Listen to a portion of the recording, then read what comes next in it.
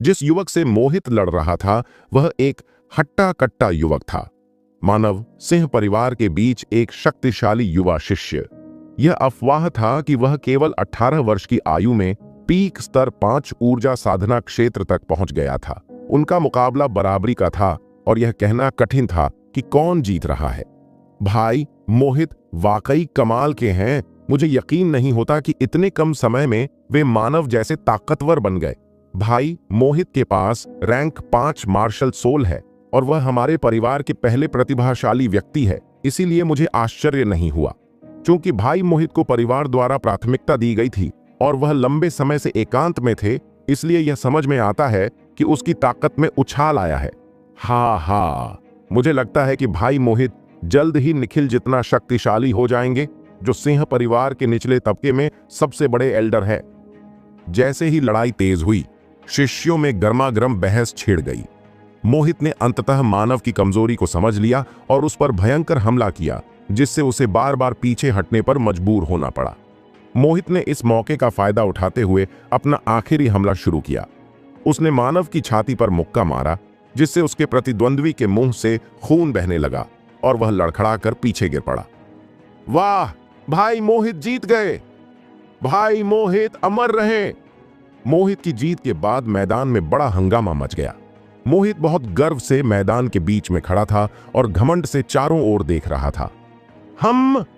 तभी उसने पास में दक्ष की एक झलक देखा और घृणा से हंसा। वाह, हमारे परिवार का नंबर 1 प्रतिभाशाली व्यक्ति यहां है। उसने अपनी ठोड़ी उठाया, दक्ष की ओर देखा और अपना व्यंग्य व्यक्त करने के लिए नंबर 1 प्रतिभाशाली पर जोर दिया। हाँ, हारने वाला यहां है। हारने वाला कुछ ही दिनों में मर जाएगा। कई शिष्यों ने दक्ष को घृणा से देखा।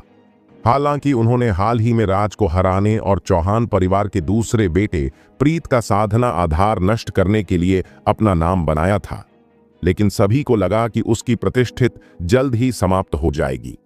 वह अपनी रैंक 1 मार्शल सोल के कारण जीवन भर असफल रहने के लिए अभिशप्त था।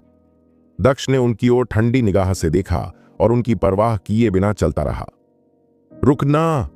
मोहित की आंखें ठंडी हो गईं और वह भीड़ से बाहर निकलकर दक्ष के सामने खड़ा हो गया। एक हारे हुए व्यक्ति की हिम्मत कैसे हुई मुझे नजरअंदाज करने की? इससे वह बहुत क्रोधित हो गया।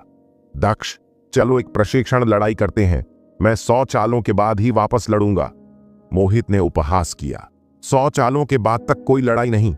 यह दक्ष का घोर अपमान है। मुझे कोई दिलचस्पी नहीं है। दक्ष ने उदासीनता से उत्तर दिया। रुचि नहीं है? 2 हफ्तों में तुम चाहकर भी मुझसे नहीं लड़ पाओगे। मोहित ने उपहास करते हुए कहा। अंश से मौत तक लड़ने के लिए तुम वास्तव में अज्ञानी या अहंकारी हो, इसलिए बेहतर होगा कि तुम अपने अंतिम कुछ दिनों का आनंद लो। मोहित ने मन ही मन उपहास किया और सोचा, अंश के खिलाफ लड़ने का विकल्प चुनकर तुम मौत को आमंत्रित कर रहे हो।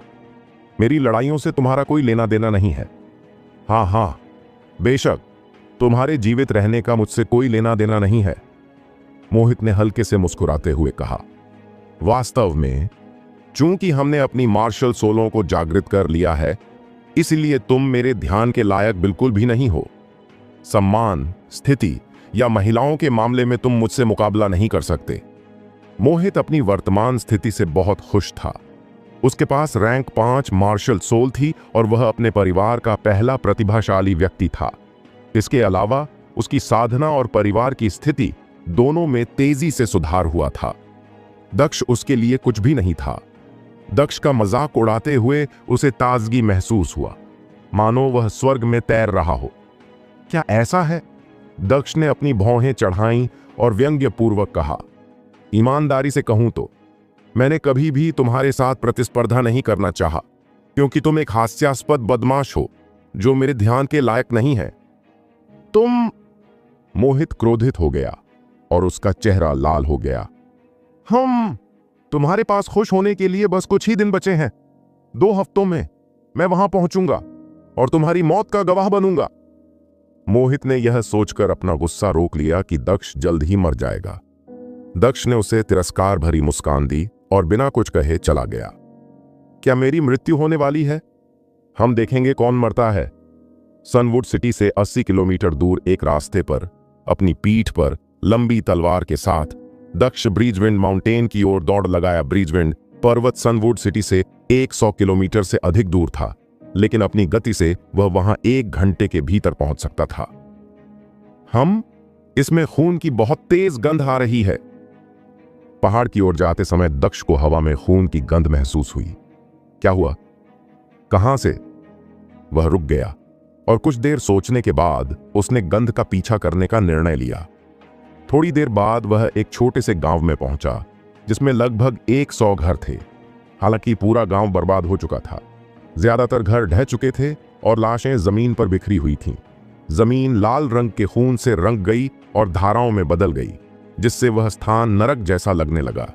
यहीं से खून का गंध आ रहा था। यह क्या है? दक्ष यह दृश्य देखकर काफी भयभीत हो गया। हालांकि उसे लगा कि उसने सब कुछ देख लिया है। कौन इतना क्रूर हो सकता है कि पूरे गांव का कत्लेआम कर दे? वह बहुत क्रोधित हो गया और उसकी आंखें ठंडी हो गईं। गहरी सांस लेकर वह गांव की ओर दौड़ा। पूरे गांव में सन्नाटा पसरा था, लेकिन हर जगह लाशें, टूटे हुए अंग और लाल खून बिखरा हुआ था। यह भयावह था। लाशों में कई मृत महिलाएं, बच्चे और बूढ़े लोग थे। उसने एक 3 या 4 साल की छोटी लड़की को अपने ही खून से लथपथ देखा, जिसके शरीर में चाकू घोंपा गया था। इन सब बातों से वह बहुत क्रोधित हो गया और उसका चेहरा काला पड़ गया। कौन इतना जघन्य अपराध कर सकता है? आह आह! अचानक उसे एक हल्की कराहने की आवाज सुनाई दी। दक्ष जल्दी से आवाज की ओर दौड़ा और वह जल्द ही एक ढह चुके खंडहर के पास पहुंचा और वहां उसे एक बूढ़ा, भूरे बालों वाला आदमी मिला। बूढ़ा आदमी खून से लथपथ था और उसका आधा शरीर मलबे के नीचे कुचला हुआ था। वह बुरी तरह घायल था, लेकिन अभी भी जीवित था। हेलो, क्या आप ठीक हैं? दक्ष जल्दी से आगे बढ़ा, खंडहर को हटाया और बूढ़े आदमी को उठने में मदद की। उसने देखा कि बूढ़े आदमी का पेट चीर दिया गया था और उसकी आंतें बाहर निकल रही थीं। उसके बचने की कोई संभावना नहीं थी। मैंने आपके साथ क्या किया है मेरे प्रभु? यह अनुचित है। ओह ओह! बूढ़ा आदमी अचंभित हो गया और फूट फूट कर रोने लगा। सर, क्या हुआ? दक्ष ने उनसे पूछा। बूढ़े व्यक्ति ने रोना बंद कर दिया और धीरे धीरे होश में आ गया। कृपया मेरी पोती को बचा लो, कृपया कृपया! बूढ़े आदमी ने विनती करते हुए दक्ष को देखा और अचानक उसके हाथ पकड़ लिए। बूढ़े आदमी, चिंता मत करो, बस मुझे बताओ कि क्या हुआ? दक्ष ने पूछा। ब्लडी ब्लेड स्टॉकडे ने हमारे गांव को लूट लिया और हम सभी को मार डाला। बूढ़ा आदमी दुखी था, फिर भी उसकी आंखें आक्रोश से भरी थीं। खूनी ब्लेड स्टॉकडे? दक्ष की आंखें सिकुड़ गईं, क्योंकि उसने ब्लडी ब्लेड स्टॉकडे के बारे में सुना था। ऐसा कहा जाता है कि ब्लडी ब्लेड स्टॉकडे सनवुड सिटी से 100 किलोमीटर दूर स्थित डाकुओं का एक समूह था, जो अक्सर इस तरह के क्रूर अपराध करता था। वे हर तरह से दुष्ट थे, लेकिन वे इतने चतुर थे कि उन्होंने शक्तिशाली समूहों पर हमला नहीं किया और केवल कमजोरों को ही निशाना बनाया। इसलिए ब्लडी ब्लेड स्टॉकडे को उखाड़े जाने के बजाय वर्षों तक हमेशा अपना रास्ता मिलता रहा। कितने लोग थे? उनकी ताकत क्या है? दक्ष की आंखें ठंडी थीं और उसे उन्हें मार डालने की तीव्र इच्छा महसूस हुई। यह लगभग 20 लोगों की एक छोटी टीम थी, लेकिन वे सभी रैंक 3 ऊर्जा साधना क्षेत्र से ऊपर के शक्तिशाली मार्शल विशेषज्ञ थे। बूढ़े आदमी का बहुत ज्यादा खून बह गया था और उसकी आवाज बंद हो गई। हमारे गांव में ऊर्जा साधना क्षेत्र के केवल 5 मार्शल विशेषज्ञ थे और उनमें से कोई भी उनका मुकाबला नहीं कर सकता था, इसलिए वे सभी थोड़े समय में मारे गए। युवक, कृपया मेरी पोती को बचा लो। उसका अपहरण कर लिया गया था और जब तक तुम उसे बचा सकते हो, मैं अगले जन्म में तुम्हारा सेवक बनूंगा। उसने दक्ष से विनती की, बिना यह सोचे कि दक्ष उन डाकुओं को हरा पाएगा या नहीं। दक्ष के महंगे कपड़ों को देखकर बूढ़ा आदमी बता सकता था कि वह किसी बड़े परिवार से है, इसलिए वह निश्चित रूप से उसके पोती को बचाएगा। बूढ़े आदमी, चिंता मत करो, आप समझ गए? दक्ष ने गंभीरता से सिर हिलाया। वह कई तरह की भावनाओं का अनुभव कर रहा था। वह जानता था कि प्रकृति के नियम कहते हैं कि ताकतवर हमेशा कमजोर पर हमला करेगा। अच्छा अच्छा, धन्यवाद। बूढ़े आदमी ने उसे एक हल्की सी मुस्कान दी, फिर उसका सिर झुक गया और वह मर गया। खूनी ब्लेड स्टॉक डे हूं। दक्ष अपनी मुट्ठियां भींच कर खड़ा हो गया और उसकी भौहें इच्छा की मार से सिकुड़ गईं। तुम शैतानों जीने के लायक नहीं हो। फिर वह दौड़कर घोड़े के चिन्हों का अनुसरण करते हुए गांव से बाहर चला गया। गांव में अभी अभी लूट गया था, इसलिए डाकू अभी भी आसपास ही रहे होंगे। वह उन सभी जानवरों को मारने जा रहा था। चलो आगे बढ़ो, चलो आगे बढ़ो। ब्लडी ब्लेड स्टॉक डे डाकुओं ने अपने घोड़ों को एक पहाड़ी रास्ते पर आगे बढ़ाया। उनकी गति उन 20 से 30 महिलाओं के कारण धीमी हो गई जिन्हें उन्होंने पकड़ लिया था। इनमें से कुछ महिलाएं 30 या 40 साल की थीं और कुछ सिर्फ 12 या 13 साल की। चाहे वे शादीशुदा महिलाएं हों या युवतियां, वे सभी बहुत सुंदर थीं। भाइयों, आओ हम यहीं आराम करें और भोजन के बाद आगे बढ़ें, डाकुओं के लंबे सरदार ने आदेश दिया। जल्द ही डाकू आराम करने के लिए रुक गए। उन्होंने एक अलाव जलाया और कुछ शिकार भूना। फिर उन्होंने सभी महिलाओं को एक साथ इकट्ठा किया।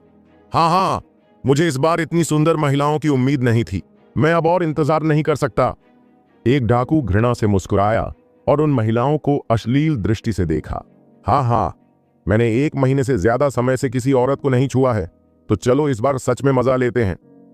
एक और दागदार चेहरे वाला डाकू हंसा। उसकी नजर हरे रंग की एक युवती पर टिकी रही और उसने डरावने अंदाज में कहा, यह लड़की बहुत सुंदर है, धिक्कार है। मैंने अपने जीवन में इतनी सुंदर लड़की कभी नहीं देखा। हरे रंग की पोशाक पहने एक 15 वर्षीय युवती अपनी आकर्षक सुंदरता के कारण महिलाओं के बीच में खड़ी थी, जिसने डाकुओं का ध्यान आकर्षित किया। उसके साधारण कपड़े उसकी सुंदरता को छिपा नहीं सकी। हाँ, चूंकि वह सरदार के लिए है, इसलिए मैं उसे नहीं छूऊंगा। जख्मी चेहरे वाला डाकू सरदार की क्रूरता के बारे में सोचकर कांप उठा और सरदार की ओर बड़ी मुस्कान दी। ठप ठप ठप। हम ठीक उसी समय महिलाओं में से एक ने भागने की कोशिश की, जबकि लुटेरों ने उनकी ओर ध्यान नहीं दिया और पलक झपकते ही दर्जनों मीटर दूर निकल गई। हाँ, सरदार, उसे मेरे पर छोड़ दीजिए। जख्मी चेहरे वाला डाकू ठंडी हंसी हंसने लगा और उत्तेजना में उसका पीछा करते हुए कुछ ही देर में उसे पकड़ लिया।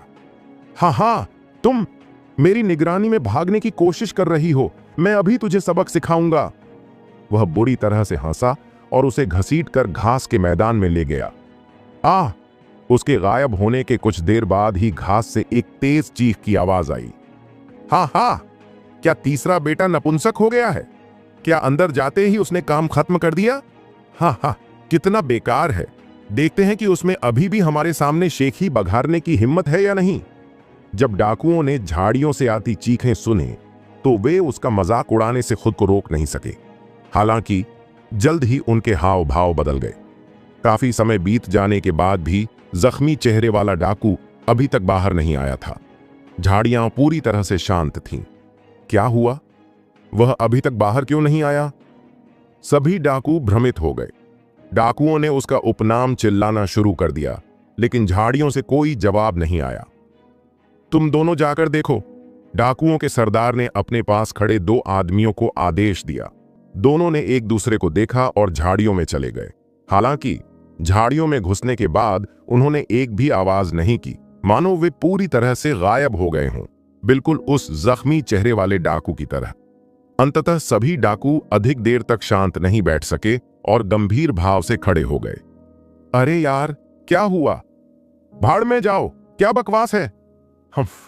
मैं जानना चाहता हूं कि ब्लडी ब्लेड स्टॉक डे के साथ खिलवाड़ करने की हिम्मत किसमें है? डाकुओं के सरदार ने गंभीर भाव से चिल्लाते हुए कहा। तुम दोनों यहीं रुको और इन औरतों पर नजर रखो। बाकी लोग मेरे पास आकर देखो। खड़खड़ाहट, खड़खड़ाहट, खड़खड़ाहट। उन्होंने अपनी तलवारें निकाले और पंखे के आकार में झाड़ियों के पास पहुंचे। हफ हफ। उनमें से कई लोग हांफते हुए और सतर्क थे तथा किसी भी संभावित खतरे के लिए तैयार थे। झाड़ियों में कदम रखते ही उन्होंने घास में 3 क्षत विक्षत शव देखे। यह जख्मी चेहरे वाला डाकू और 2 डाकू थे जो उसकी जांच करने आए थे। तीनों शव अब इंसानों जैसे नहीं लग रहे थे। वे पूरी तरह से क्षीण हो चुके थे और उनका खून और ऊर्जा सूख चुका था, मानो उन्हें ममीकृत कर दिया गया हो। यदि उनके कपड़े न होते तो डाकू ये नहीं बता पाते कि ये लाशें उनके साथी हैं। हिस्स हिस्स हिस्स। हालांकि ये डाकू क्रूर हत्यारे थे जो मौत से स्तब्ध थे, फिर भी वे सभी सदमे में फुफकार रहे थे। क्या यह किसी पिशाच का काम है? डाकुओं में से एक ने पूछा। हालांकि वहां कोई भी नजर नहीं आया। नहीं, उन्हें किसी इंसान ने मारा है। उनकी गर्दनें देखो। एक चतुर डाकू ने देखा कि तीनों लाशों की गर्दन पर एक पतला सा टुकड़ा था। एक ही तलवार के वार में मारा गया। तीनों पुरुषों के लिए यही स्थिति थी। आह आह। अचानक फिर से कुछ अजीब बात घटित हुई। उनके पीछे से दो चीखें आईं। इसके बाद महिलाओं की भयभीत चीखें गूंजने लगीं। धत्तेरी की। सभी डाकू सदमे में पीछे हट गए। डाकुओं ने देखा कि वे दो आदमी जिन्हें वे पीछे छोड़ आए थे जमीन पर पड़े थे। उन दोनों के बगल में एक युवक खड़ा था। वह लगभग 15 साल का था। उसके हाथ में खून से सनी तलवार थी और वह उन दोनों को ठंडी निगाहों से देख रहा था। जब महिलाओं ने देखा कि यह आदमी भागकर दो लोगों को मार रहा है तो वे डर के मारे चीखने लगीं। डरो मत, मैं तुम्हें चोट नहीं पहुंचाऊंगा, युवक ने महिलाओं से कहा। वह युवक दक्ष था। उसने जख्मी चेहरे वाले डाकू का पीछा किया और उसे एक महिला के साथ अमानवीय कृत्य करने की कोशिश करते देखा, इसलिए वह झाड़ियों में घुस गया, जख्मी चेहरे वाले डाकू को मार डाला और युवती को बचा लिया। फिर उसने अन्य दो डाकुओं को मार डाला। इसके बाद उसने उनका सारा खून और ऊर्जा खा लिया। सभी 3 डाकू रैंक 3 ऊर्जा साधना क्षेत्र में थे और दक्ष द्वारा उनका खून और ऊर्जा खा लेने के बाद वह तुरंत रैंक 3 ऊर्जा साधना क्षेत्र में पहुंच गया। फिर जब डाकू स्थिति का निरीक्षण करने आए तो उसने पीछे घूमकर दोनों रक्षकों को मार डाला। इस प्रकार दक्ष ने बिना किसी प्रयास के लगातार 5 लोगों को मार डाला। तुम कौन हो? खूनी ब्लेड स्टॉकडे को चुनौती देने की तुम्हारी हिम्मत कैसे हुई? सरदार ने पूछा, जिसने दक्ष को ठंडे अंदाज में देखा। मैं ही तुम सबको मार डालूंगा। दक्ष की आंखें ठंडी थीं और उनमें एक भयंकर जानलेवा आभा थी। रैंक 3 ऊर्जा साधना क्षेत्र का शिखर और तुम हम सभी को मारना चाहते हो? डाकुओं के सरदार को दक्ष की कुशलता का एहसास हुआ और वह हंसने लगा। उसने अपने अधीनस्थों को हाथ हिलाया और उन्होंने तुरंत दक्ष को घेर लिया। सरदार रैंक 5 ऊर्जा साधना क्षेत्र में था और बहुत शक्तिशाली था। उसके 3 या 4 आदमी रैंक 4 पर थे और बाकी रैंक 3 पर थे।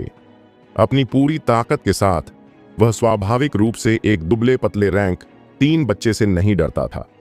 हालांकि उसने फिर भी अपनी सतर्कता कम नहीं की, क्योंकि इस बच्चे ने किसी तरह से उसके द्वारा मारे गए सभी शवों को मम्मी में बदल दिया था। इसके अलावा यह बच्चा काफी शक्तिशाली भी होगा, क्योंकि वह बिना किसी आवाज के सभी लोगों को मारने में कामयाब रहा। तुम देखोगे? दक्ष मुस्कुराया। ऊर्जा द्वारा सारा खून पीने से जो लाभ हुआ था उससे उसका खून खौलने लगा था। उसे मार डालो, डाकुओं के सरदार ने हाथ हिलाकर अपने आदमियों को आदेश दिया, जबकि वह चुपचाप खड़ा होकर देख रहा था। मारना, मार मार। 4 डाकू दहाड़ते हुए दक्ष की ओर दौड़े और अपनी चमकती हुई तलवारों से उस पर हमला कर दिया। डाकू सरदार ने ठाका लगाया। उसे विश्वास था कि इस हमले से बच्चा तुरंत मर जाएगा। सभी 4 हमलावर डाकू रैंक 3 ऊर्जा साधना क्षेत्र में थे। साथ में वे रैंक 4 मार्शल विशेषज्ञ को भी मात दे सकते थे। दक्ष ने उनके हमले का मजाक उड़ाया और कहा, भाड़ में जाओ। फॉट। दक्ष ने उनके हमले से बचने के लिए शैडो स्टेप्स का इस्तेमाल किया। फॉट। एक चमकदार तलवार की चमक प्रकट हुई और तलवार ऊर्जा हर जगह फैल गई। आ आ। लगातार चीखने की आवाज के साथ चारों डाकू तुरंत गिर पड़े और मर गए। एक ही बार में मार डाला। क्या? बाकी सभी डाकू अविश्वास से देखते रहे। वे समझ नहीं पा रहे थे कि रैंक 3 ऊर्जा साधना क्षेत्र में यह लड़का इतना शक्तिशाली कैसे हो सकता है। मार डालो सबको, कोई भी निम्न स्तर का बच्चा हम सबको नहीं मार सकता। डाकू सरदार गुस्से से दहाड़ता हुआ आगे बढ़ा और भीड़ का नेतृत्व करने लगा। उसके पास एक विशाल बिलहुक था, जिसे उसने बलपूर्वक दक्ष पर गिराया। इस बिलहुक का वजन कम से कम 100 किलोग्राम था। रैंक 5 के सरदार की साधना के साथ एक हैक धातु को भी 2 भागों में विभाजित करने के लिए पर्याप्त था। वूश। दक्ष ने उसके हमले को टाला नहीं, बल्कि अपनी तलवार से उसका जवाब दिया। गेल ब्लेड। दक्ष ने दिव्य पवन तलवारबाजी की पहली चाल गेल ब्लेड को अंजाम देने के लिए अपनी सारी आध्यात्मिक ऊर्जा और शारीरिक शक्ति का उपयोग किया। झनकार, बिलहुक और तलवार हिंसक रूप से एक दूसरे से टकराए और भयंकर आवाज हुई। दक्ष का पूरा शरीर कांप उठा और वह और डाकू सरदार दोनों लड़खड़ाते हुए 3 कदम पीछे हट गए। इस हमले में दोनों व्यक्ति बराबर थे। हालांकि डाकू सरदार रैंक 5 ऊर्जा साधना क्षेत्र में था, जो दक्ष से 2 पूरे क्षेत्र ऊपर था। उसकी साधना तकनीम और मार्शल आर्ट तकनीक केवल मध्यम स्तर 1 थी। दक्ष केवल रैंक 3 ऊर्जा साधना क्षेत्र में था, लेकिन उसका मूल ऊर्जा अविश्वसनीय रूप से मजबूत था और उसने उसकी वास्तविक क्षमता को रैंक 4 के बराबर बना दिया। इसके अलावा उसकी शारीरिक शक्ति को देखते हुए वह आसानी से रैंक 4 के मार्शल विशेषज्ञ के साथ मुकाबला कर सकता था। उसने निम्न स्तर 3 मार्शल तकनीक दिव्य पवन तलवारबाजी सीख लिया था। यदि उसने पहले ही इस तकनीक को सीखना शुरू कर दिया होता तो वह उसी प्रहार से डाकू सरदार को हारने में सक्षम हो जाता। यह कैसे संभव है? डाकुओं का सरदार आश्चर्य से दहाड़ा। तुम केवल शीर्ष रैंक 3 ऊर्जा साधना क्षेत्र में इतने शक्तिशाली कैसे हो सकते हैं? डाकू सरदार दक्ष की क्षमताओं से बहुत हैरान था। वह अपनी ताकत से पूरी तरह अवगत था और सामान्य रैंक 5 ऊर्जा साधना क्षेत्र मार्शल विशेषज्ञ उसके सामने कोई मुकाबला नहीं थे। वह इस बात से आश्चर्यचकित क्यों नहीं होगा कि उसे एक रैंक 3 मार्शल विशेषज्ञ द्वारा पीछे धकेल दिया गया। आह! जब डाकू सरदार असमंजस में था, तभी 2 और चीखें हवा में गूंज उठीं।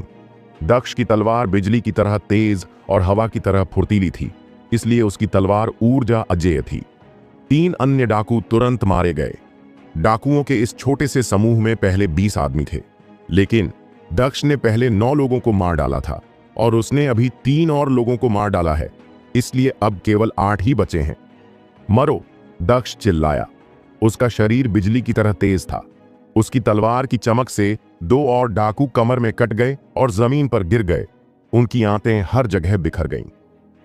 जल्दी करो, उसे घेर लो और मार डालो, जल्दी करो! डाकुओं का सरदार चिल्लाया। उसने अपना कृपाण उठाया और दक्ष की ओर आक्रमण किया। इस बार दक्ष ने सीधे तौर पर उसके हमले को नहीं रोका। उसने अपनी तेजी का इस्तेमाल करके आदमियों के बीच से छलांग लगाया और अपनी तलवार के हर झटके के साथ उसने एक डाकू को मार गिराया। भाड़ में जाओ तुम! डाकू सरदार गुस्से से चिल्लाया। चाहे उसने अपनी तलवार कितनी भी जोर से घुमाया हो, उसने कभी भी दक्ष के शरीर पर एक बाल भी नहीं छुआ था। दक्ष ने निम्न rank 3 body move shadow steps का अभ्यास करने के बाद उसकी निपुणता में बहुत वृद्धि हुआ था। हालांकि उसने अभी अभी शैडो स्टेप्स की साधना शुरू किया था, लेकिन उसकी हरकतें डाकू सरदार की क्षमताओं से कहीं ज्यादा था। अपने सरदार के अलावा अन्य डाकू सभी रैंक 3 या रैंक 4 ऊर्जा साधना क्षेत्र में थे, इसलिए बहुत कम लोगों के पास दक्ष की तलवार के सामने टिकने का मौका था। भले ही उन्होंने एक हमले को रोक दिया हो, वे दूसरे हमले को नहीं रोक सकते थे। तलवार ऊर्जा हर जगह फैल रही थी और तलवार की चमक चमक रही थी। दक्ष ने अपने हर कदम पर एक आदमी को मार डाला। जल्द ही डाकुओं का सरदार बिना सैनिकों वाला कमांडर बन गया। यहां तक कि जो लोग भागने की कोशिश कर रहे थे, वे भी भागने से पहले ही एक ही वार से मारे गए। तुमने मेरे खूनी ब्लेड स्टॉक डे के बहुत से लोगों को मार डाला है, मैं तुम्हें इससे बचने नहीं दूंगा। डाकुओं के सरदार ने यह धमकी तो दी, लेकिन भागने के लिए पीछे मुड़ गया। उसे पता था कि वह नुकसान में है। ऐसा कोई तरीका नहीं था जिससे वह अपने प्रतिद्वंद्वी को मार सके। तुम कहीं नहीं जा रहे हो! दक्ष ने डाकू सरदार का रास्ता रोक दिया। मुझे रोकने की कोशिश मत करो। भले ही मैं तुम्हें नहीं मार सकता, तुम भी मुझे नहीं मार सकते। डाकुओं का सरदार चिल्लाया। सच? मैंने तुमसे कहा था कि तुम सब आज मर जाओगे। दक्ष ने उपहास किया, जिससे डाकू सरदार तुरंत क्रोधित हो गया। तुम मौत की तलाश में हो, मैं तुम्हें दिखाऊंगा कि मैं कितना शक्तिशाली हूं। डाकुओं का सरदार दहाड़ा और उसकी मार्शल सोल पीली रोशनी में उसके पीछे निकला। उसकी मार्शल सोल 3 मीटर लंबा भयंकर भालू था। अपनी मार्शल सोल को सक्रिय करने के बाद डाकू सरदार की क्षमताएं कम से कम कई गुना बढ़ गया। उसने अपनी तलवार निकाला और उसे जोर से दक्ष की ओर घुमाया। दक्ष ने इसे टाला नहीं और चुपचाप अपनी जगह पर खड़ा रहा।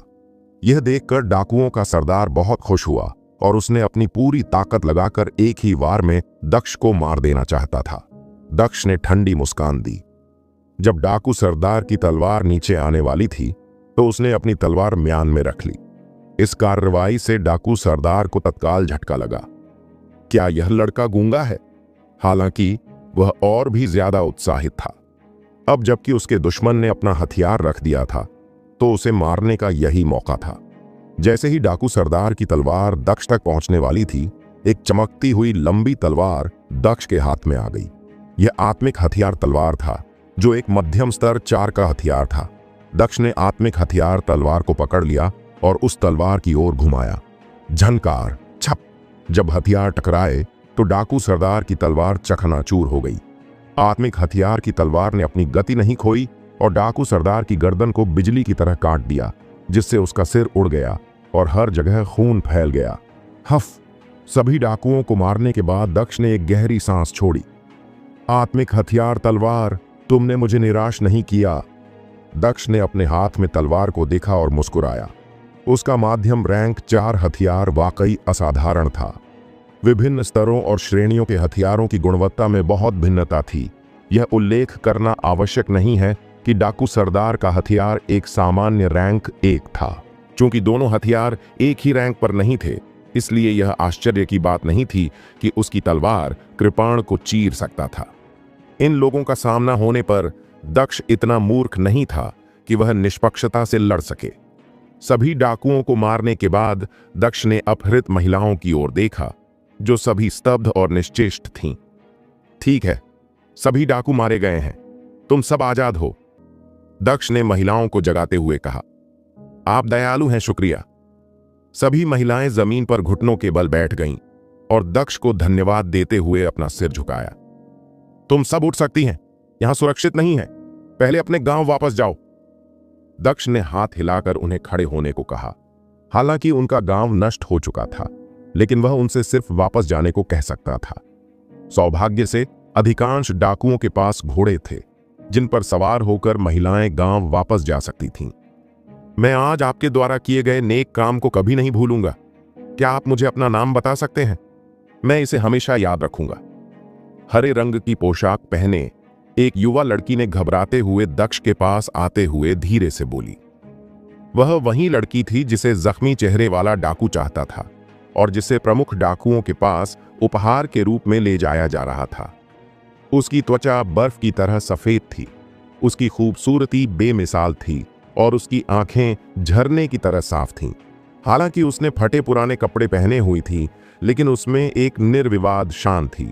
दक्ष को अभी अभी महिलाओं के बीच इस असाधारण सुंदरता का एहसास हुआ था।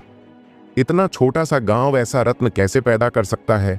केवल दिखावट से ही देखा जाए तो यह लड़की पर्पल गोल्ड पैवेलियन की लीडर नीलिमा से भी आगे निकल गई। हालांकि वह करिश्माई नीलिमा से ज्यादा शर्मीली लग रही थी। मेरा नाम दक्ष है, पहले वापस जाओ और मैं बाद में आकर तुम्हारे रिश्तेदारों को दफनाने में तुम्हारी मदद करूंगा। दक्ष मुस्कुराया और एक घोड़ा उसके पास ले आया। हाँ, लड़की ने हल्के से सिर हिलाई।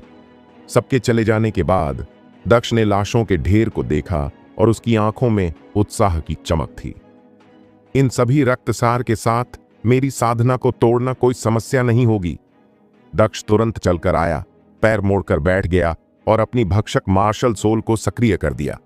जितना अधिक समय तक वह प्रतीक्षा करता, उतना ही अधिक सार इन शरीरों से समाप्त हो जाता। इसके अलावा उनकी मार्शल सोलें कुछ समय बाद गायब हो जाती, जो एक बहुत बड़ा नुकसान होता। दक्ष ने अपनी भक्षक मार्शल सोल को सक्रिय करने के लिए अपनी पूरी ताकत लगा दी, जिसने तुरंत ही सभी डाकुओं की मार्शल सोलों और रक्त ऊर्जा को खा लिया।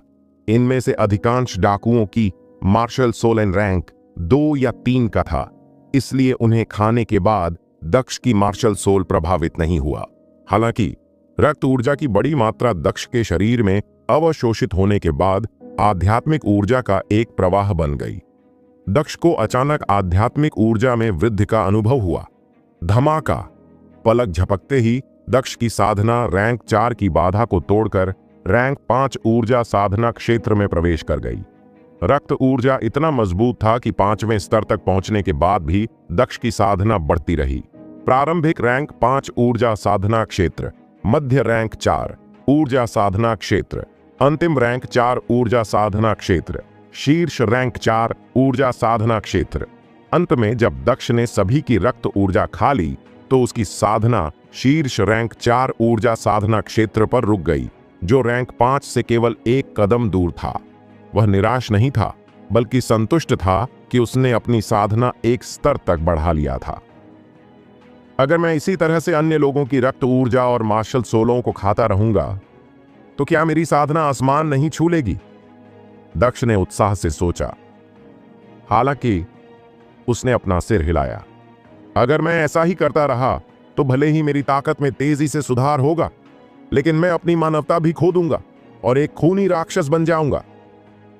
दक्ष हमेशा से एक नैतिक व्यक्ति रहा था, जिन्हें दुश्मनों और खलनायकों से कोई सहानुभूति नहीं था, लेकिन निर्दोषों का मारना उन डाकुओं से अलग नहीं था। फिर उसने एक गहरी सांस ली, खड़ा हुआ, मम्मियों का सारा सामान उठाया और चला गया। जिस गांव को लूटा गया था अब पूरा गांव उजड़ गया था और रोने की आवाज से गूंज रहा था। जब वह वापस आया तो दक्ष ने दर्जनों लोगों को लाशें ले जाते देखा। गांव के पीछे लाशों को दफनाने के लिए बड़े बड़े गड्ढे खोदे गए थे। उन लोगों से बात करने के बाद उसे पता चला कि वे एक शिकारी दस्ता थे जो शिकार के लिए निकले थे, इसलिए नरसंहार से बच गए थे। आपने हमारे गांव की बहुत सी महिलाओं को बचाया और हमारा आपने बदला लेने के लिए सभी डाकुओं को मार डाला। आपका बहुत बहुत धन्यवाद। कृपया मेरा आभार स्वीकार करें। शिकार दल के लीडर ने यह जानने के बाद कि दक्ष ने महिलाओं को बचा लिया है, तुरंत उनके सामने आदर पूर्वक झुककर प्रणाम किया। भाई, आपका स्वागत है। आइए पहले मृतक को दफनाएं, दक्ष ने कहा और लीडर की ओर हाथ हिलाया। ठीक है। लीडर ने चुपचाप सिर हिलाया और शवों को ले जाना जारी रखा। हम दक्ष ने चारों ओर देखा और देखा कि पहले वाली खूबसूरत युवती एक शव के सामने घुटने टेक कर रो रही थी। यह लाश उस बूढ़े भूरे बालों वाले आदमी का था जिससे उसने बात किया था। वह उस बूढ़े आदमी की पोती होगी। दक्ष को तुरंत एहसास हो गया। उसके पास जाकर बैठ गया और उसके कंधे पर हल्के से थपथपाया और उसे सांत्वना दिया। मुझे तुम्हारे दादा के लिए बहुत खेद है। हालांकि युवती रोती रही, मानो उसने उसकी आवाज सुनी ही न हो। हाय, दक्ष ने मन ही मन आह भरी और सोचा, मृतकों से अलग होना जीवन की सबसे दर्दनाक बात है। दक्ष, मैं अनाथ हूं और बचपन में मुझे जंगल में छोड़ दिया गया था। दादाजी ने मुझे लेके आए और पाले हैं, युवती ने धीरे से कड़वे स्वर में कहा। दादाजी ने मेरे साथ अपनी पोती की तरह व्यवहार किए, हमेशा मेरे लिए सबसे अच्छी चीजें बचा कर रखे और मुझे एक अच्छा जीवन देने का वादा किए, लेकिन यह सब मेरी गलती है कि वे मारे गए। मैं मार्शल विशेषज्ञ क्यों नहीं हूं? अगर मैं एक शक्तिशाली मार्शल विशेषज्ञ होती तो मैं दादाजी और हमारे गांव की रक्षा कर पाती। वह बोलती रही और दक्ष यह नहीं बता सका कि वह उससे बात कर रही थी या बस अपने आप से कुछ बुदबुदा रही थी। उसका शरीर लगातार कांप रही थी और उसके गालों पर बड़ी बड़ी आंसू की बूंदें लुढ़क रही थीं। दक्ष चुपचाप उसकी बात सुन रहा था। काफी देर बाद उसने रोना बंद कर दिया। यदि तुम नहीं चाहती कि तुम्हारे दादाजी स्वर्ग में चिंता करें तो तुम्हें कठोर बनना होगा। दक्ष उसे सांत्वना देने के अलावा कुछ नहीं कर सका। मुझे बहुत दुख है कि मैंने तुम्हें मुझे इस तरह देखा, उसने शर्म से अपने चेहरे से आंसू पोंछते हुए कहा। यह ठीक है, चलो पहले तुम्हारे दादाजी को दफनाते हैं और उन्हें शांति से आराम करने में मदद करते हैं, दक्ष ने कहा। फिर उसने बूढ़े आदमी को गांव के पीछे दफना दिया। उसके बाद दक्ष जाने वाला था। गांव वालों ने सभी मृतकों को दफना दिया था और वे पुनः उनके प्रति अपनी कृतज्ञता प्रकट करने यहां आए थे। दक्ष ने डाकुओं द्वारा चुराई गई सारी चीजें गांव वालों को लौटा दी और जाने के लिए तैयार हो गया। यंग मास्टर, अचानक उसके पीछे से एक आवाज आई। दक्ष ने पलटकर देखा और हरे रंग की पोशाक पहने युवती को देखा। मैं आपके पीछे आना चाहती हूं, क्या आप मुझे अपने साथ ले जाने को तैयार हैं? वह धीरे धीरे दक्ष की ओर चली और अपने दांतों को कसकर पीस रही थी, जैसे उसने अपना मन बना लिया हो। वह अपनी चमकदार सुंदर आंखों से दक्ष को देख रही थी, मानो वह उसके द्वारा अस्वीकार किए जाने से डर रही हो। दक्ष चौंक गया और उसे समझ नहीं आया कि वह ऐसा क्यों चाहती है। तुम मेरा पीछा क्यों करना चाहती हो? बेशक उसे अपने आसपास इतनी खूबसूरत लड़की होने से कोई आपत्ति नहीं था, हालांकि उसे अभी भी उसके इरादों को समझना था। आखिरकार वह सिर्फ उसके आकर्षण के कारण उसे मूर्खतापूर्वक अपने घर नहीं ले जा सकता था। मैं आपके साथ मार्शल आर्ट सीखना चाहती हूं। उसका कोमल चेहरा दृढ़ संकल्प से भरा था और उसने कहा, मुझे लगता है कि आप एक अच्छे इंसान हैं। केवल आपका अनुसरण करके ही मैं एक शक्तिशाली मार्शल विशेषज्ञ बन सकती हूं। आप निश्चिंत रहें कि मैं आप पर बोझ नहीं बनूंगी, क्योंकि मैं खाना बना सकती हूं, कपड़े धो सकती हूं और घर के काम कर सकती हूं। मैं आपका नौकरानी भी बनने को तैयार हूं, इसलिए कृपया मुझे अपने घर में रख लीजिए। वह बहुत दयनीय लग रही थी और उसकी आंखें उत्सुकता से चौड़ी हो गई थीं। बोलने के बाद वह घुटनों के बल बैठने लगी। दक्ष ने जल्दी से उसे अपने पास खींचा और कहा, चूंकि तुम मेरे पीछे आने को तैयार हो तो चलो, मैं तुम्हें साधना सिखाऊंगा।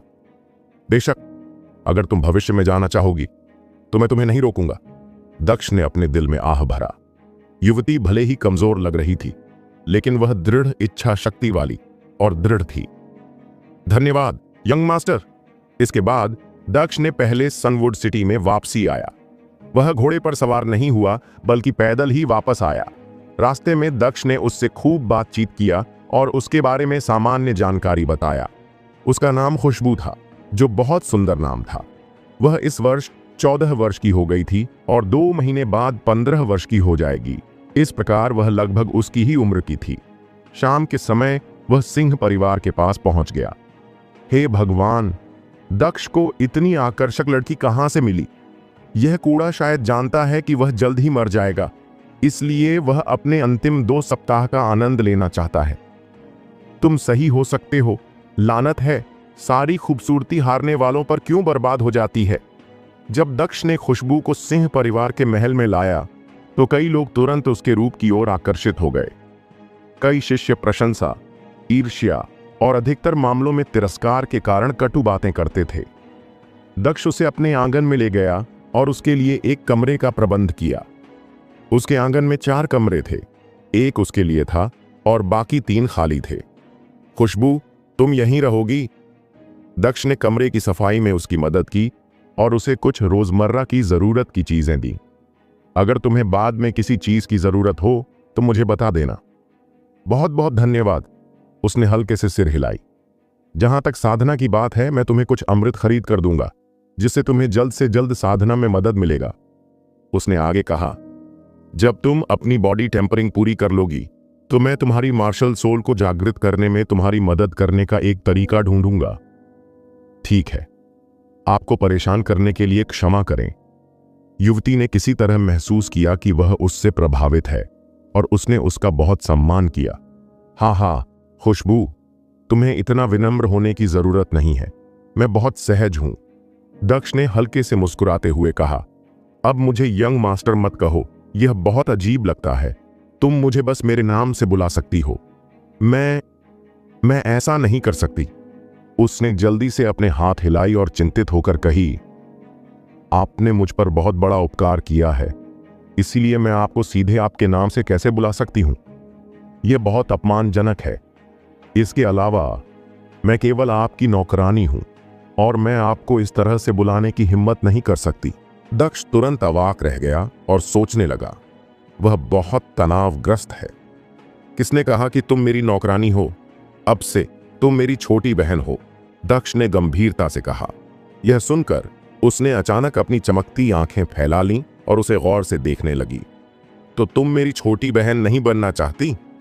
दक्ष ने जानबूझकर गुस्सा होने का नाटक किया और उससे पूछा, नहीं, मैं चाहती हूं। उसका चेहरा लाल हो गई और उसके शब्द उसके दिल को छू गए। हाँ, चलो, मुझे भाई कहो, दक्ष ने मुस्कुराते हुए चिढ़ाते हुए कहा। भाई दक्ष, उसने बहुत धीरे से सिर झुकाकर बोली। उसका चेहरा शर्म से लाल हो गई थी। हाँ, दक्ष जोर से हंस पड़ा। आंगन में दक्ष अपनी तलवारबाजी का अभ्यास कर रहा था।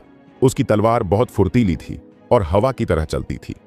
उसकी तलवार की गति कभी हल्की हवा की तरह होती थी तो कभी तेज आंधी की तरह। उस समय दक्ष का दिल पूरी तरह से शांत था और उसे दिव्य पवन तलवारबाजी पर स्पष्ट पकड़ थी। उसका पूरा शरीर हवा के साथ एक था और उसके दिमाग में हवा के रास्ते, गति और परिवर्तन दिखाई दिया। वह लगातार अपनी तलवार चलाता रहा, दिव्य पवन तलवारबाजी की चालों का बार बार तेजी से अभ्यास करता रहा। गेल ब्लेड, उसकी लंबी तलवार अपनी चमक के साथ नाचती हुई हवा को चीरती हुई एक तेज ध्वनि उत्पन्न कर रही थी। घूमती हवाएं और बादल, हवा को तलवार के साथ एकीकृत कर दिया गया था ताकि जब तलवार चलती थी तो हवा भी उसके पीछे चलती थी। आसमान में गरजती हवा, एक तेज आंधी उठी और तलवार का संवेग हवा के साथ मिल गया, जिससे तलवार की छाया हर जगह फैल गई। स्वर्गीय पवन का अंतिम प्रहार। हवा रुक गई, तलवार की परछाइयां गायब हो गईं और एक तेज सीटी की आवाज आई। तलवार की चमक की एक किरण बिजली की गति से आसमान से तेजी से निकली। किरण कठोर पत्थर की दीवार को चीरती हुई अंदर घुसी, जिससे चट्टान के टुकड़े हर जगह बिखर गए और पीछे आधा मीटर लंबा निशान रह गया। हफ, दक्ष ने अपनी तलवार म्यान में रखा और खड़ा हो गया। अगर मैं इसी गति से दिव्य पवन तलवारबाजी की 4 चालों का अभ्यास करता रहूं तो मैं कुछ ही समय में इसकी माध्यम रैंक पूर्णता तक पहुंच जाऊंगा, दक्ष ने खुशी से सोचा। हालांकि वह अभी तक दिव्य पवन तलवारबाजी के माध्यम रैंक तक नहीं पहुंचा था, लेकिन वह बहुत करीब था। उसका हमला पहले की तुलना में 2 गुना से भी ज्यादा शक्तिशाली था।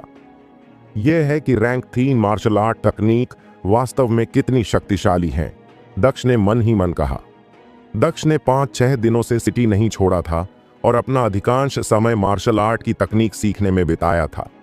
दिव्य पवन तलवारबाजी में उच्च प्रगति करने के अलावा वह अपने शैडो स्टेप्स में भी लगातार सुधार कर रहा था, जो कि माध्यम पूर्णता के भी करीब था। जहां तक उसकी साधना का सवाल है, दक्ष अभी भी पीक रैंक 4 ऊर्जा साधना क्षेत्र में था। पिछली बार इतनी तेजी से बढ़ने के बाद उसके क्षेत्र को स्थिर होने में अभी भी कुछ समय की जरूरत थी, इसलिए उसके लिए कुछ समय के लिए एक और सफलता हासिल करना मुश्किल होगा, जब तक कि वह फिर से बड़ी मात्रा में ऊर्जा रक्त का सेवन न कर ले। हालांकि उसकी साधना में वृद्धि नहीं हुई थी, लेकिन उसकी शारीरिक शक्ति में बहुत सुधार हुआ था। अब उसके पास रैंक 5 मार्शल सोल था, जो अपनी शारीरिक साधना के लिए स्वर्ग और पृथ्वी से आध्यात्मिक ऊर्जा को पहले की तुलना में 10 गुना तेजी से निगल सकता था। वह रैंक 2 हाथी शक्ति तकनीक के साथ लगभग समाप्त हो गया था। उसकी शारीरिक शक्ति 1250 किलोग्राम या 5 बाघों की ताकत के बराबर थी और वह रैंक 5 ऊर्जा साधना क्षेत्र मार्शल विशेषज्ञ के साथ मुकाबला कर सकता था। भाई दक्ष, आपको थोड़ी देर आराम करना चाहिए। एक सफेद वस्त्र पहने लड़की अपने कमरे से बाहर आई। उसके हाथ में चाय का कप था और उसने उसे दक्ष को थमा दिया।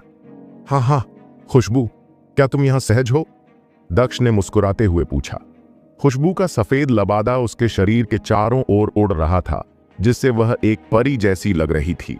जैसा कि कहावत है, कपड़े आदमी को बनाते हैं। दक्ष ने उसके लिए सिर्फ 2 सामान्य कपड़े खरीदे थे, लेकिन उसने खुशबू को और भी ज्यादा आकर्षक बना दिया। यहां तक कि दक्ष भी ऐसी सुंदरता से मोहित हुए बिना नहीं रह सका। हाँ भाई दक्ष, मैं यहां बहुत खुश हूं, युवा लड़की करिश्माई ढंग से मुस्कुराई। हाँ खुशबू, तुम इतने लंबे समय से यहां हो, लेकिन मैंने तुम्हें अभी तक आसपास नहीं दिखाया है। मैं तुम्हें बाहर घुमाने ले जाऊंगा, दक्ष ने मुस्कुराते हुए कहा, और हम रास्ते में कुछ साधना के संसाधन खरीदेंगे। हाँ, लड़की ने हल्के से सिर हिलाई। दक्ष और खुशबू सिंह परिवार से बाहर चले गए। दक्ष मूल रूप से अपने पिता को ढूंढना चाहता था, लेकिन जब से दक्ष ने उन्हें 100 आध्यात्मिक पत्थर दिए था, तभी से वीरेंद्र एकांत में थे। ऐसा लग रहा था कि वह साधना की बाधा को तोड़ रहे थे, इसलिए दक्ष उन्हें परेशान नहीं करना चाहता था। दक्ष खुशबू के साथ पर्पल गोल्डन पैवेलियन गया। जब वे लॉबी में गए तो एक युवा अटेंडेंट उसके पास आई और बोली, सर, मैं आपकी किस प्रकार मदद कर सकती हूं? मैं आपके पैवेलियन लीडर नीलिमा से मिलना चाहता हूं, दक्ष ने मुस्कुराते हुए स्पष्ट रूप से कहा। क्या? युवा अटेंडेंट ने उसे आश्चर्य से देखी और सोची, तुम अपने आप को कैसा इंसान समझते हो जो सीधे हमारे लीडर के बारे में पूछ रहे हो? सर, हमारे लीडर बहुत व्यस्त हैं। अगर आपको अमृत, हथियार या अन्य सामान खरीदने की जरूरत है तो मैं आपकी मदद कर सकती हूं। युवा अटेंडेंट ने विनम्रता से मना कर दिया। उसे कई ऐसे लोगों का सामना करना पड़ा था जो लीडर से मिलने की मांग कर रहे थे। उनकी सुंदरता ने अनगिनत लोगों को मोहित कर लिया था, इसलिए कई पुरुष केवल उन्हें देखने के लिए ही उसके पास आते थे। उसने खुशबू की ओर देखा और सोची, यह युवक तो बहुत खिलाड़ी है, क्या वह अपनी खूबसूरत साथी से संतुष्ट नहीं है? ओह, सच में? क्या तुम 500 सोने के सिक्के के लेन देन को संभाल सकते हैं? दक्ष ने मुस्कुराते हुए पूछा। 500 सोने के सिक्के? युवा अटेंडेंट तुरंत चौंक गई और जल्दी से बोली, कृपया 1 मिनट रुकिए सर, मैं तुरंत लीडर को बुलाकर लाती हूं। फिर वह जल्दी से चली गई। युवा अटेंडेंट को दक्ष पर संदेह नहीं था। पर्पल गोल्डन पैवेलियन सनवुड सिटी में बहुत प्रतिष्ठित था और कोई भी यहां परेशानी पैदा करने की हिम्मत नहीं करेगा। जल्द ही वह तेजी से वापस लौटी और दक्ष से कहा, सर, हमारा लीडर आपका इंतजार कर रही है। एक बार फिर साइड हॉल में दक्ष ने पर्पल गोल्डन पैवेलियन के लीडर नीलिमा को देखा। सोनाली साइड हॉल की मुख्य सीट पर बैठी थी। उसने वही टाइट लेदर ड्रेस पहनी हुई थी। उसका शरीर कामुक था और उसकी आंखें आकर्षण और प्रलोभन से भरी हुई थीं। दूर से दक्ष को एक हल्की और मोहक खुशबू आ रही थी। इतने लंबे समय के बाद लीडर सोनाली अभी भी हमेशा की तरह सुंदर है, दक्ष ने शांत चेहरे के साथ कहा, अपने मोह का संकेत प्रकट किए बिना। हाँ, यंग मास्टर आदित्य मजाक कर रहे हैं, मैं आपके बगल में खड़ी सुंदरता से कैसे तुलना कर सकती हूं? सोनाली ने कहा। उसने खुशबू की ओर देखा और आश्चर्यचकित हुए बिना न रह सकी। उसकी पृष्ठभूमि बहुत शक्तिशाली थी और उसने सनवुड सिटी से बहुत आगे तक यात्रा की थी। हालांकि उसने कभी इतनी सुंदरता नहीं देखी थी। सोनाली की प्रशंसा सुनकर खुशबू तुरंत लाल हो गई और शर्म से अपना सिर नीचे कर ली। लीडर सोनाली, यह पैवेलियन आध्यात्मिक पत्थरों के लिए क्या मूल्य प्रदान करता है? दक्ष ने सीधे मुद्दे पर आते हुए पूछा। क्या यंग मास्टर आदित्य के पास आध्यात्मिक पत्थर हैं? सोनाली ने अपनी भौहें चढ़ाईं और आश्चर्य से पूछा, आपके पास कितने हैं और वे किस गुणवत्ता के हैं? दक्ष ने अपना हाथ खोला और उसमें से एक दूधिया सफेद क्रिस्टल निकाला और कहा, यह इसी प्रकार का आध्यात्मिक पत्थर है, लेकिन मेरे पास केवल कुछ ही है। दक्ष ने ऐसे सिर्फ 2-4 पत्थर बेचने की योजना बनाया था। हालांकि पर्पल गोल्डन पैवेलियन की प्रतिष्ठा बहुत अच्छी थी, लेकिन एक साथ सभी महंगे पत्थरों को दिखाना बहुत जोखिम भरा था। इसके अलावा 5 आध्यात्मिक पत्थर पहले से ही बहुत बड़ी संपत्ति के बराबर था। यह निम्न श्रेणी का आध्यात्मिक पत्थर है। मैं आपको एक पत्थर के बदले 130 सोने के सिक्के दे सकता हूं, सोनाली ने कहा, जिसने इसे देखा और चुपचाप चौंक गई। ठीक है, मेरे पास 5 आध्यात्मिक पत्थर हैं, तो यह 650 सोने के सिक्के के बराबर है। दक्ष ने 4 और पत्थर निकाले और उसे दे दिया। यंग मास्टर आदित्य, क्या आपको कुछ और खरीदने की जरूरत है? सोनाली ने मुस्कुराते हुए आध्यात्मिक पत्थरों को स्वीकार करते हुए पूछा। दक्ष ने उसकी मुस्कुराहट देखी और उसे लगा जैसे उसके साथ धोखा हुआ हो। मुझे जानवर सोल चाहिए, रैंक 9 स्तर। एक जानवर सोल की कीमत कितनी है? दक्ष ने पूछा। अब निम्न स्तर के जानवर सोल्स ने उसकी मार्शल सोल को बढ़ाने में बहुत कम मदद की, इसलिए वह रैंक 9 स्तर एक जानवर सोल्स खरीदना चाहता था। 20 सोने के सिक्के, तो मुझे 30 चाहिए था। दक्ष के पास इस समय इतना पैसा था कि उसे 500 सोने के सिक्के की परवाह नहीं थी। इसके अलावा मुझे 20 बॉडी टेम्परिंग एलिक्सिर चाहिए। यह खुशबू के लिए था, ताकि वह जल्दी से अपनी बॉडी टेम्परिंग पूरी कर सके। बॉडी टेम्परिंग एलिक्सिर उसके शरीर की संरचना को मजबूत कर सकता है और उसकी शारीरिक शक्ति को बढ़ा सकता है। हालांकि इन अमृतों को हर 2 सप्ताह में केवल एक बार ही लिया जा सकता था और अधिक लेने से कोई अतिरिक्त प्रभाव नहीं पड़ता था। सोनाली ने आदेश दिया और जल्द ही दक्ष के पास 30 रैंक 9 स्तर एक जानवर सोल और 20 बॉडी टेम्परिंग एलिक्सियर आ गया। वैसे लीडर सोनाली, मेरे पास कुछ डेमोनिक कोर भी हैं जो मैं आपको बेच सकता हूं। दक्ष ने अपने स्टोरेज रिंग से कुछ राक्षसी कोर निकाला जो उसने ब्रीजविंड पर्वतों में पकड़ा था। ठीक है, 30 जानवर सोल 600 सोने के सिक्के के बराबर हैं और 20 बॉडी टेम्परिंग एलिक्सिर 50 सोने के सिक्के के बराबर हैं। यह कुल मिलाकर 650 सोने के सिक्के हैं इसलिए आपके पास अभी भी 100 सोने के सिक्के बचा है। ये राक्षसी कोर 25 सोने के सिक्के के हैं, इसलिए मैं आपको 125 सोने के सिक्के दूंगा। दक्ष ने 125 सोने के सिक्का लिया और कहा, लीडर, चूंकि मैंने अपनी जरूरत की हर चीज खरीद ली है, इसलिए मैं अलविदा लेता हूं। हाँ हाँ, अलविदा यंग मास्टर दक्ष, सोनाली ने आकर्षक मुस्कान के साथ कहा। उसके जाने के बाद सोनाली गहन चिंतन में डूब गई। इतने सारे जानवर आत्माएं, वह क्या छिपा रहा है? यदि उसका मार्शल सोल का रैंक कम ना होता तो मैं उसे द्वीप पर जाने की सिफारिश करता। खुशबू, क्या तुम्हें भूख लगी है? सनवुड सिटी की सड़कों पर चलते हुए दक्ष ने पूछा। चलो गौतम, पेवेलियन में व्यंजनों का आनंद लेते हैं। उसकी कई खास चीजों में राक्षसी जानवरों का मांस होता है जो तुम्हारी साधना में बहुत मदद करेगा। ठीक है, यह सब आप पर निर्भर है भाई दक्ष। खुशबू ने सिर हिलाई और दक्ष की दयालुता से बहुत प्रभावित हुई। पिछले कुछ दिनों में वह उसके चरित्र को जान गई थी। वह सौम्य, सहज, उदार और ईमानदार था। वह बहुत खुश थी कि उसने उसका अनुसरण करने का सही निर्णय लिया था। गौतम रेस्तरां सनवुड सिटी में सबसे प्रसिद्ध रेस्तरां था। 5 मंजिला इमारत की आंतरिक सजावट बेहद शानदार थी। यह चहल पहल भरा रेस्तरां था जहां कई अमीर मार्शल विशेषज्ञ खाना खाते थे और मेहमानों का मनोरंजन करते थे। दक्ष खुशबू का हाथ पकड़कर दरवाजे तक चला गया। भाई दक्ष, यहां खाना महंगा होगा। इस आलीशान रेस्टोरेंट को देखकर खुशबू खुद को बोलने से नहीं रोक पाई। एक गरीब परिवार में जन्मी होने के कारण वह स्वाभाविक रूप से ऐसी आलीशान जगह को लेकर थोड़ा डरी हुई महसूस करती थी। हाँ, खुशबू, अब हम टाइकून हैं, पैसा कोई चीज नहीं है, दक्ष ने मुस्कुराते हुए कहा। लड़की चुप हो गई क्योंकि उसे याद आया कि उसने दक्ष को पलक झपकते ही 500 सोने के सिक्के से अधिक सोना खर्च करते हुए देखी थी। जैसे ही वे अंदर पहुंचे, उन्होंने तुरंत कई लोगों का ध्यान अपनी ओर आकर्षित कर लिया, लेकिन सबसे अधिक ध्यान लड़की पर केंद्रित था। उनकी आंखें मोह से भरी थीं।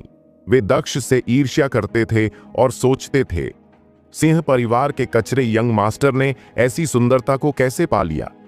दक्ष, तुम यहां पर हो